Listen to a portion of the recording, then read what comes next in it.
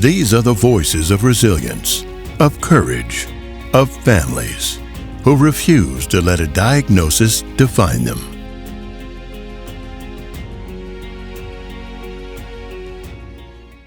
Hello, my name is Patrick. I'm 43 years old. I reside in Peterborough, Ontario. I'm a musician, performance artist, nutritionist, and early reader children's author. I've been navigating adrenomyeloneuropathy, or AMN, though my journey began with a diagnosis of Addison's disease at the age of 16. Before then, I was noticeably unwell, underweight, fatigued, and exhibiting hyperpigmentation. I had very little energy and constantly felt unwell. My parents assumed I was just a lazy teenager when I told them I was too tired to help with tasks. One evening, I was really sick with the flu, unable to keep anything down. I knew something was wrong, so I told my parents that I needed to go to the hospital. Then I was sent home. Later that night in the early morning hours, I insisted that we return to the hospital immediately. This time they took blood tests. Blood tests revealed that my sodium levels were extremely low, dangerously close to triggering seizures or a coma. Doctors suspected Addison's disease, ran the necessary tests, and confirmed the diagnosis. I was told that I would need to take hydrocortisone and Florinef for the rest of my life. No further testing was done, and I was sent on my way. Throughout my early life, I did my best to manage the condition. Remarkably, despite everything, I've never experienced an adrenal crisis since my diagnosis, and I'm now 43. So the first signs of AMN. In my late teens, I began experiencing bladder and bowel urgency. I downplayed the symptoms, not realizing they could be even significant. Over the next few years, these symptoms progressed as new ones emerged. I noticed occasional muscle spasms. My foot would twitch if I was resting on a coffee table, or if I was running, sometimes my leg would give out on me. At age 23, I felt as though my health deteriorated overnight. I was in so much pain, walking was difficult, my legs were very spastic. So despite desperate for answers, I went to the emergency room. I was sent home, just like with the Addison's disease at 16. I knew something was wrong. It took me going back 5 times in 7 days before they finally took me seriously. I was then transferred to Toronto Western Hospital for further evaluation. At Toronto Western Hospital, I underwent an extensive series of tests. Basic neurological signs were present, a sustained clonus and a positive Babinski reflex, which are often indicative of nerve damage. The medical team thought, they should test for very long-chain fatty acids. The test came back, it was elevated, so they thought it was potentially AMN. They ordered a genetic test, and I was discharged to wait for the results. When the phone call finally came a month later, the words were simple but life-altering. Life-altering. Your genetic test confirms you have AMN, and that was it. No further guidance, no plan, no next steps. I, however, recently started to see a new neurologist. He did explain something that changed my perspective a little bit on my own condition, which was very, very helpful. So I know that AMN and ALD can present in many different phenotypes, meaning that no two cases look exactly the same, which is frustrating and complicated. He showed me an MRI from 6 years ago, which my previous doctor had incorrectly reported as normal. So this neurologist pointed out thinning in my thoracic spine, a clear indicator of axonal damage and degeneration, leading to my symptoms. Unfortunately, while this doctor informed me about my spinal MRI, he also overlooked the critical diagnosis of cerebral AMN, just as every other doctor and radiologist had, except for the wonderful Dr. Wolfgang Kohler in Germany. He was the only one able to interpret it correctly. At my first appointment with this new neurologist in Toronto, they performed an EMG, electromyography, and shockingly, the nerves in my legs were completely normal. This means that technically I have adrenal dysfunction and myelopathy, AM, but not neuropathy, the N in the disease. So in other words, I have AM, not AMN. While this discovery provided some clarity, it also emphasized how little most doctors actually understand about this disease. It took over 20 years for a neurologist to explain this distinction to me. How many others are being misdiagnosed, misunderstood, or overlooked? Living with constant discomfort.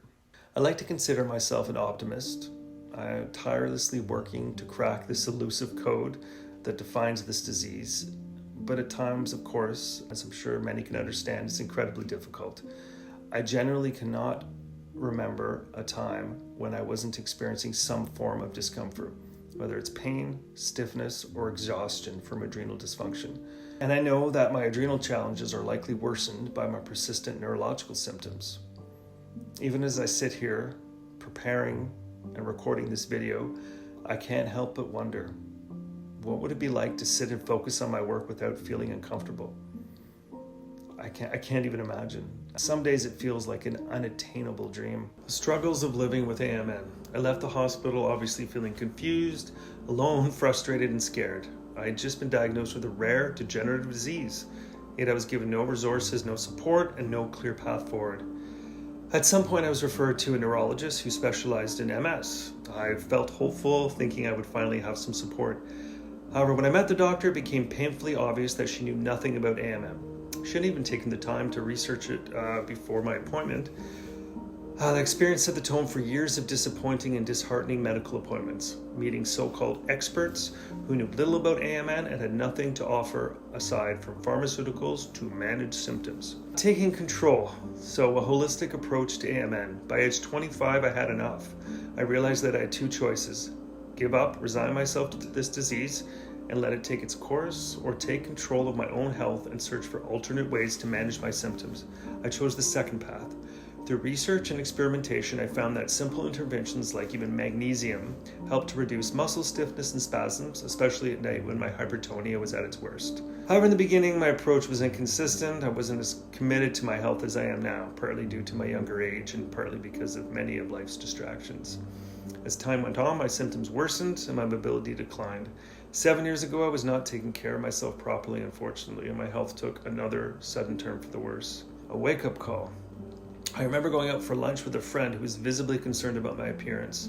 At that time, I thought a visit to the chiropractor might help, as it often does, but when I arrived at my appointment, my chiropractor took one look at me and strongly urged me to go to the hospital immediately. This time I was admitted on my first visit, where I remained for 5 weeks undergoing intensive physiotherapy.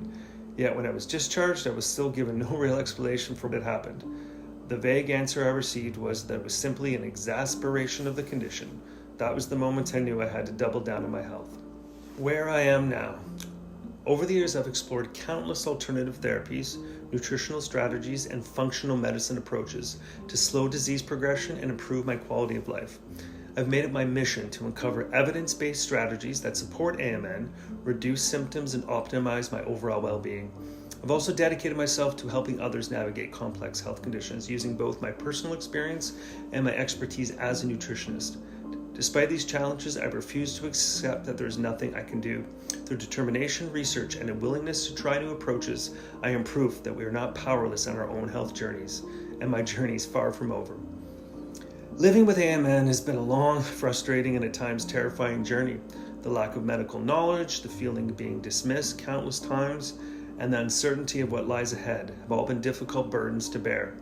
However, through persistence, self-advocacy, and a commitment to a holistic health, I have continued to push forward. I hope that by sharing my story, I can help others facing similar struggles find hope, knowledge, and even empowerment. The pursuit of treatment, research, experimentation, and hope. Over the years, I've stumbled upon numerous studies, some small-scale, targeting AMN or ALD in humans, while others were conducted solely on mice or AMN-ALD fibroblasts. Many of the studies I encountered weren't specific to this disease, but focused on other neurological conditions with overlapping symptoms. I often believe that if a treatment worked for these conditions, it could be worth exploring for AMN as well. Whenever I discovered a promising study, I would immediately seek out ways to obtain the treatment involved, whether it was a supplement, a compound, or a pharmaceutical. Some experiments with promising treatments. Some of the research led me to trial several interventions, including taurodeoxycholic acid, or TUDCA, high-dose biotin, the high-dose antioxidant protocol, which includes alpha-lipoic acid, or ALA, vitamin E, and N-acetylcysteine, or NAC. I will admit I've often jumped from one promising study to another, driven by the urgency for relief and results. There were times I didn't stick with the protocols long enough, but either because new research contradicted previous findings or because the effects were uncertain. However, in the past 2 years, my approach has become more focused and systematic. I've deepened my research, refined my understanding of the disease process, which is really complicated, and perhaps most importantly, begun connecting with others around the world who are also navigating AMN and its more severe childhood form ALD. Through this, I've developed a comprehensive protocol based on mouse studies, ALD fibroblast research, studies on disease with similar pathology. Unfortunately, large-scale human trials on ALD are unlikely due to the rarity of the condition. However, based on existing research and my understanding of disease mechanisms, I have more confidence in this protocol than anything else I've ever encountered. Becoming my own human lab rat. From the moment of my diagnosis, I became a self-induced human lab rat. I have no reservations about continuing this journey, not just for my own relief, but to pave the way for greater medical recognition of this rare disease, better treatment strategies for others suffering from AM and ALD, and providing hope to children diagnosed with this devastating condition. The following are the core components of my protocol that I've developed. It integrates a multi-targeted approach using nervonic acid, peptides, and antioxidants in hopes to support nerve repair, reduce inflammation, and slow disease progression. Nervonic acid, it's a critical component for myelin repair. Nervonic acid is a vital fatty acid found in nerve cell and membranes, essential for myelin repair and maintenance. Research suggests it may play several key roles in AMN and ALD. It can help to restore myelin, potentially reduce very long-chain fatty acids. Some studies have shown that it can help reduce the toxic buildup of them, which is obviously a primary driver of AMN and ALD. It can promote nerve healing, exhibits neuroprotective effects, potentially slowing disease progression. Next component is peptide therapy, Serlotin and Ventfort. Peptides are cell signaling molecules that instruct the body to repair and regenerate damaged tissues. Serlotin targets the central nervous system, which can improve nerve function, reduce neuroinflammation, and promote brain repair. The next one is Ventfort, which is a vascular peptide. It can enhance circulation and oxygen delivery, ensuring that nutrients and antioxidants reach damaged nerves more effectively. Then there's a targeted antioxidant protocol within this protocol for nerve protection. Oxidative stress is a major driver of nerve damage in AM and ALD. These antioxidants can work together to reduce inflammation, support the mitochondria, and protect nerve health. There's ALA, alpha-lipoic acid, enhances mitochondrial function, reduces nerve damage, and boosts energy production. Vitamin E, which protects nerve cell membranes from oxidative stress. And then NAC, N-acetylcysteine. It boosts glutathione, which is the body's most powerful antioxidant, aiding detoxification and nerve repair. The next very exciting component of this protocol is called exosome therapy. It's one of the most exciting breakthroughs in regenerative medicine in a long time. The FDA has recently approved it, and it's also available in Canada. Exosomes are tiny messenger particles released by stem cells carrying healing instructions to damaged tissues, so they can reduce inflammation, protect neurons, and promote nerve regeneration. It's very exciting because it's actually thought to be as effective as stem cell therapy, but with fewer risks and no invasive procedures. The potential benefit for AM and ALD, it could improve mobility, reduce pain, and enhance nerve function. The drawbacks, though, it's very expensive. It's making it much less difficult to access despite its remarkable potential. A new addition that I've recently introduced is low-dose naltrexone, or LDN. Despite my skepticism toward allopathic medicine, I have realized that the best approach is a hybrid one, integrating both natural and pharmaceutical options when they show promise. After careful research, consultation with my doctor, and reviewing multiple studies, I've decided to give it a try and add it to my protocol. It can potentially, what it does is boosts endorphins, temporarily blocks opioid receptors, and promoting the body to increase natural endorphin production. Can aid in pain relief, immune function, and also nerve protection. It can regulate the immune system, calms overactive immune responses while enhancing anti-inflammatory pathways.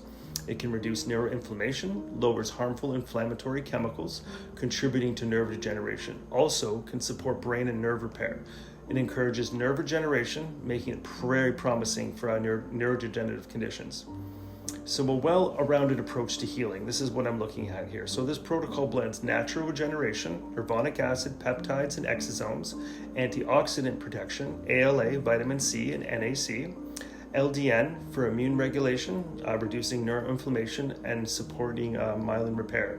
So it's a holistic and pharmaceutical synergy combining the best of both worlds.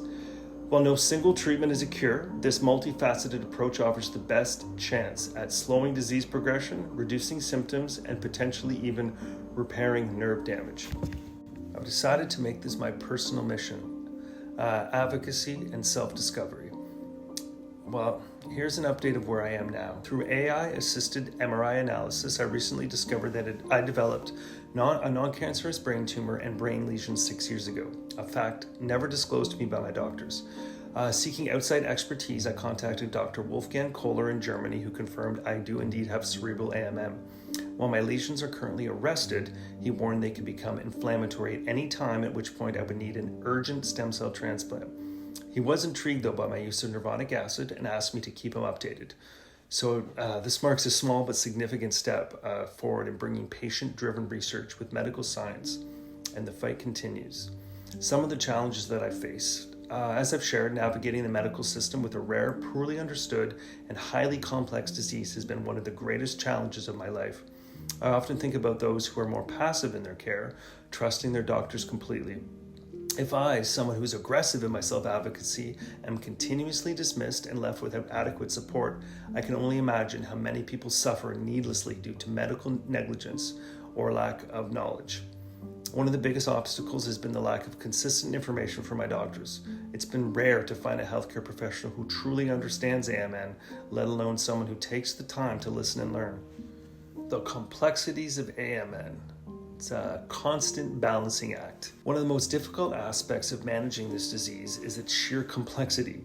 Many of my symptoms can have multiple potential causes, often overlapping, making it nearly impossible to pinpoint the exact issue.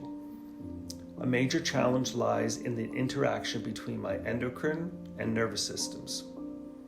So since I supplement exogenous adrenal hormones, so I take hydrocortisone and Fluranoff, I have to carefully balance my doses. Too much or too little can cause strikingly similar symptoms.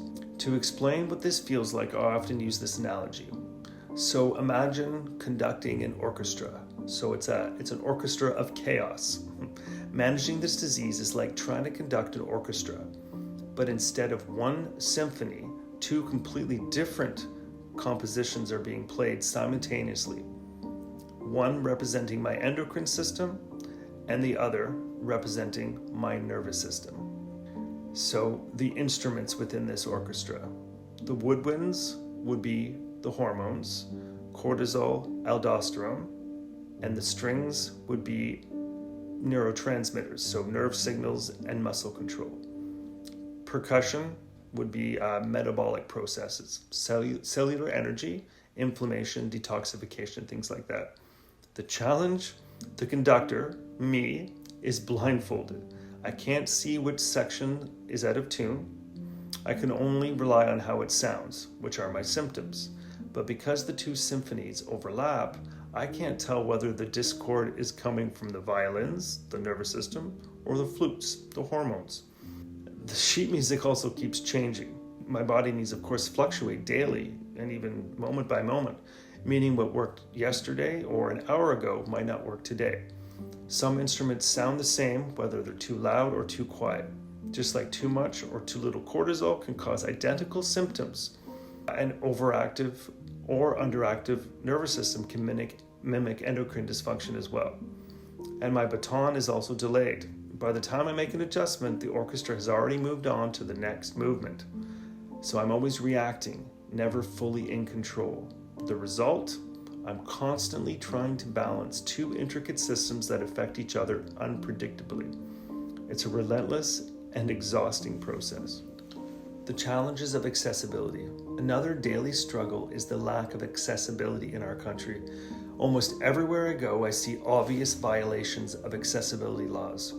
I understand that some older buildings may not be legally required to make modifications unless they undergo renovations, and in some cases, physical barriers like narrow staircases can make accessibility challenges impossible, which I completely understand. However, many infractions do not fall under these conditions. Business owners simply fail to prioritize accessibility, and it happens every single day.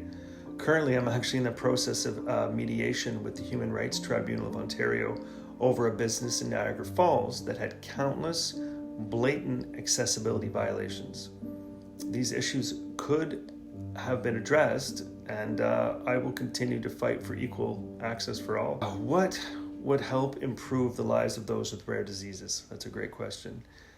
Medical education and patient-centered care, for one. One of the most critical changes needed is better education for healthcare professionals.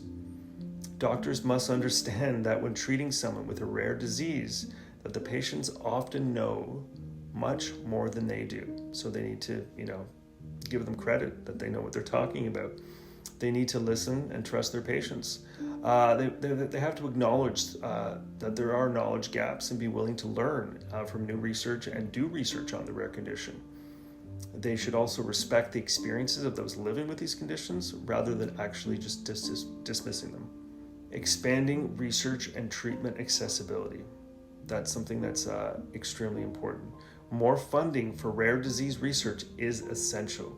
The medical community must recognize that even small studies in mice or fibroblasts can offer valuable insights. Treatments that show promise should be made accessible to patients sooner, rather than waiting for large-scale trials that may never happen. Another important thing I'd like to see is building a supportive community. Through my own research and by connecting with others around the world, I am absolutely determined to ease the suffering of others, prolong the lives of others, and potentially even save some lives. If the medical system fails us, we must find ways to support each other. There's really no other way. We need to stick together in this. So despite the challenges, frustrations, and setbacks, I refuse to give up. I'm completely committed to this. I'm committed to advocating for myself and for others, pushing the boundaries of research, sharing my knowledge and solutions whenever I can, spreading this research and information to everyone. Because those of us living with rare diseases deserve better. I'm proud to be rare. Thank you very much.